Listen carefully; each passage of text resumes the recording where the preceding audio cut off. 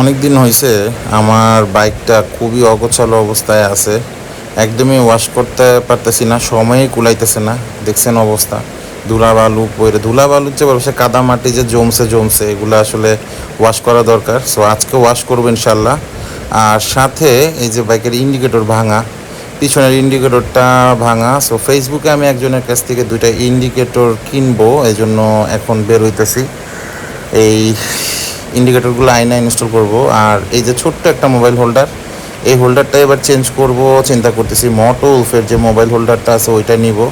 So আজকে টুকটাক কাজ নিয়ে বের হইতেছি, এই তো।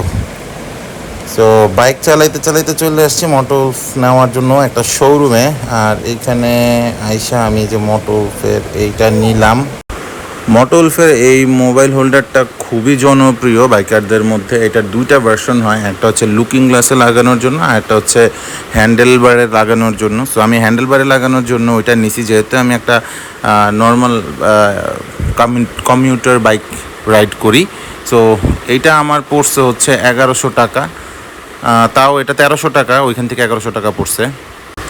মোটো উলফটা পারচেস করে চলে আসছি নিকেতনে। এই বিল্ডিংয়ের সামনে দাঁড়ায় আছি, কারণ আমার ইন্ডিকেটরটা নিয়ে আসছে ভাই। ওনার সাথে হ্যান্ডশেকটা করে ইন্ডিকেটরটা রিসিভ করতে করতেই চলে আসছে জুমায়া বৃষ্টি।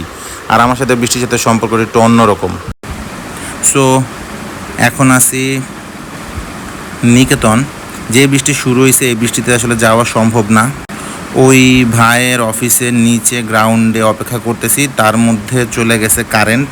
এখন এখানে কিছুক্ষণ অপেক্ষা করব, দেখি বৃষ্টি শেষ হইলে বের হয়ে যাব ইনশাল্লাহ। আচ্ছা, ইন্ডিকেটরের পার্ট চুকে চলে আসছি আবার এলাকায় আসছি দ্রুত, কারণ একটা পার্সেল আসছে আমার। এই যে ক্যামেরায় দেখতেই পেতেছেন, একটা মোবাইল ফোন। এটার মডেল হচ্ছে ভিভো Y93। 5500 টাকা। ফেসবুক পেজে দেখতেছিলাম, মানে ফেসবুক স্ক্রল করতে করতে দেখলাম একটা সেকেন্ডারি ফোন দরকার ছিল বেশ কিছুদিন ধরে। মনে হলো এটা অর্ডার করে দিই। চলে আসছে হাতে। ছোটোখাটো খুব কয়েকটা গিফটও দিছে, প্রোটেক্টর দিছে, ব্যাক কাভার দিছে, সাথে চার্জার, হেডফোন ছিল। ওভারঅল আমার কাছে আউটলুকটা ভালোই লাগছে। বক্স টক্স সহ একটা ফোন আমার হাতে আসছে, এবং IMEI নাম্বারটা সহ। এবং সবচেয়ে মানে মজার বিষয় হচ্ছে, আমি এটা চালু করার সাথে সাথে আমি প্রথম যে মেসেজটা পাই সেটা হইতেছে যে আমার সিম দেওয়ার পর এটাতে আমাকে প্রথম মেসেজ দিল হচ্ছে এই ফোনটার IMEI নাম্বারটা মানে অনুমোদিত না। এটা তো আমার খুবই মানে দুঃখ লাগছে, 1 নাম্বার। 2 নাম্বার হচ্ছে এটা টাচটা ওভার সেন্সিটিভ।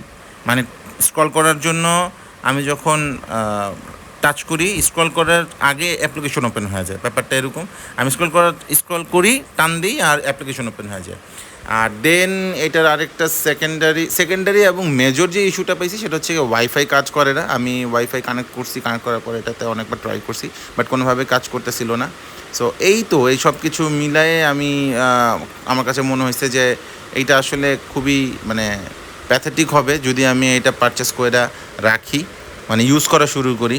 সো যদিও আমি পেমেন্ট করে দিছি, দিয়ে আমি এটার চেক করছি প্রায় আধা ঘন্টা ধরে। এটার সব কিছু নারী নক্ষত্র চেক করছি, সবই আমার কাছে ঠিকঠাক মনে হয়েছে। এটা কিন্তু এটার বিল্ড কোয়ালিটি মোটামুটি আমার কাছে মনে হচ্ছে যে এটা রিফাবলিশও না, এটা ইউজড। এটা কালার টালার করে দিছে এরকম।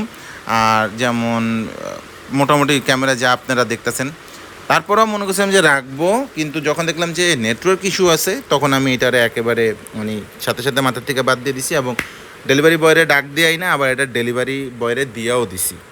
মোবাইলের ঝামেলাটা শেষ করে চলে গেছিলাম ওয়ার্কশপে যাইয়া এই যে দেখতেছেন ইন্ডিকেটর লাগাই আনছি। মোটো উলফের যে এই মোবাইল হোল্ডারটা সেটাও ইনস্টল করছি। এটা আসলে ইনস্টল করার পরে দেখলাম যে একটু বেশি উঁচু হয়ে গেছে, but it's okay, no problem. সামনে ফ্রন্টে ভিডিও করা যাবে সুন্দর। রাস্তাঘাটের অবস্থা দেখতেই পাচ্ছেন, বৃষ্টি হয়েছে, তাই বাইকটা আর ওয়াশ করি নাই আজকে।